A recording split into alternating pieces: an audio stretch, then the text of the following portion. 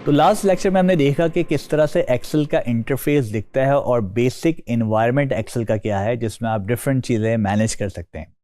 आइए देखते हैं कि अब फाइल किस तरह से ओपन की जाती हैं, किस तरह से क्रिएट की जाती हैं और किस तरह से सेव की जाती हैं। सो हमारे पास यहाँ पर एक बेसिक फाइल मौजूद है, लेकिन हम एक नई फाइल ओपन करते हैं और उसके साथ हम फाइल को जो है वो सेव भी करेंगे और फाइल को हम जो है वो क्रिएट भी करेंगे। तो मैं जब एक्सेल यहाँ से ओपन करता हूँ तो फर्स्ट स्क्रीन जो हमारे सामने आती है उसमें हमारे पास ब्लैंक वर्कबुक का एक ऑप्शन दिया हुआ है, जिस पर हम क्लिक कर देते हैं तो ये आपकी फाइल एक ब्लैंक क्रिएट हो जाएगी। और अब हम ये चाहते हैं कि इसके अंदर सबसे पहले हम काम करें, तो सबसे पहले बेस्ट तरीका ये होता है उसको आप सेव कर लें, ताकि कोई भी आपके पास ट्रबल आता है जिसमें ये फाइल डैमेज हो सकती है या बगैर सेव किए हुए आप बंद कर सकते हैं, तो बेहतर ये होता है कि उस फाइल को सबसे पहले सेव कर लिया जाए। सेव करने के आपके पास मल्टीपल तरीके हैं, तो हम दो तरीकों पे काम करेंगे। एक आपके पास जो है ये सेव का बटन दिया हुआ है ऊपर, जो कि क्विक एक्सेस टूल बार होती है उसके ऊपर दिया हुआ है, जिसको आप यहाँ से क्लिक कर सकते हैं। यही ऑप्शन आपको जो है फाइल टैब में मिलेगा, और जब आप फाइल टैब पे सेव पे क्लिक करते हैं तो ये आपसे अगेन पूछता है कि कौन सी फाइल कहाँ सेव करनी है। और तीसरा तरीका हमारे पास है shortcut, which is control S. तो जब कीबोर्ड से आप कंट्रोल होल्ड करके रखेंगे और एस का बटन प्रेस करेंगे तो आपके पास फाइल सेव का डायलॉग बॉक्स खुल जाएगा, जो कि अगेन यहाँ से आपके पास आ रहा है। सेव दिस फाइल, नाम पूछ रहा है आपसे कि इसका नाम क्या रखना है। सो हमने इसका नाम रख दिया फाइल सेव फॉर इंस्टेंस।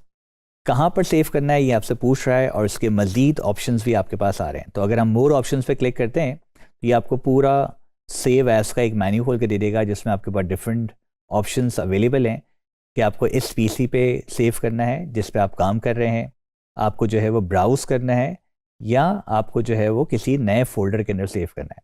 तो अगर हम इसको ब्राउज़ करते हैं तो लेट्स से कि हम इसको डॉक्यूमेंट में सेव कर रहे हैं और इसका नाम हम फाइल सेव के नाम से रखना चाह रहे हैं, और ये आपको बता रहा है फाइल टाइप जो उसकी है वो एक्सेल वर्कबुक है। उसको हम सेव कर देते हैं तो आपके नाम से, इस नाम से फाइल आपकी सेव हो चुकी है, और यहाँ पर आपको फाइल का नेम भी नज़र आ रहा है।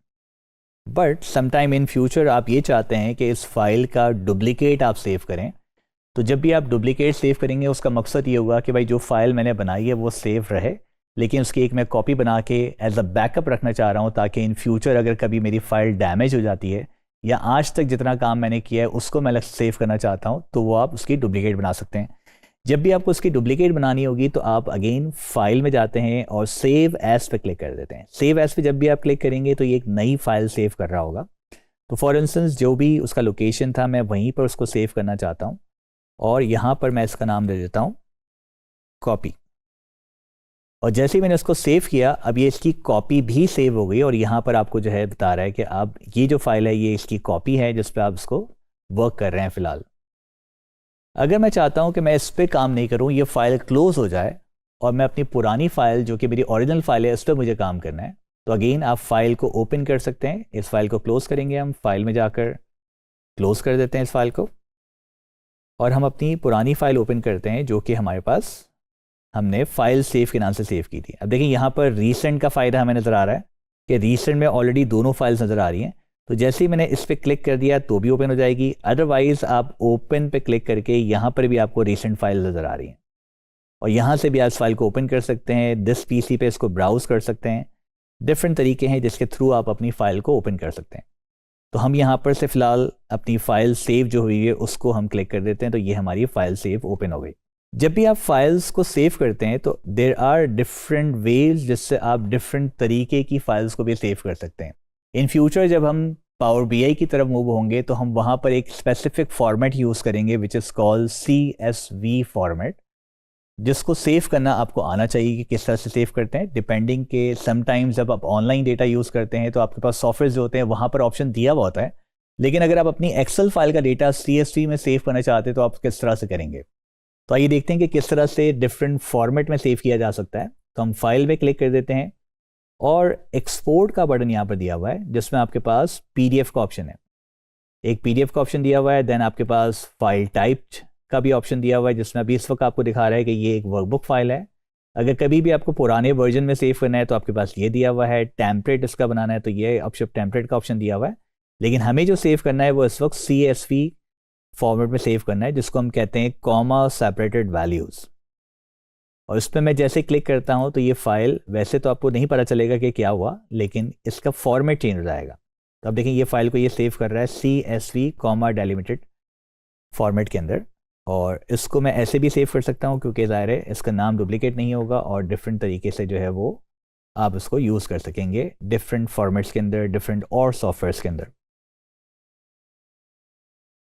अगर इसी फाइल को मैं सेव करना चाहता हूँ PDF फॉर्मेट में तो किस तरह से करते हैं, but just to get the better understanding हम अपनी ओरिजिनल फाइल पे आ जाते हैं जिस पे हम एक्टिविटी कर रहे थे, ताकि उस डेटा को हम जो है एक PDF फाइल में सेव कर पाएँ।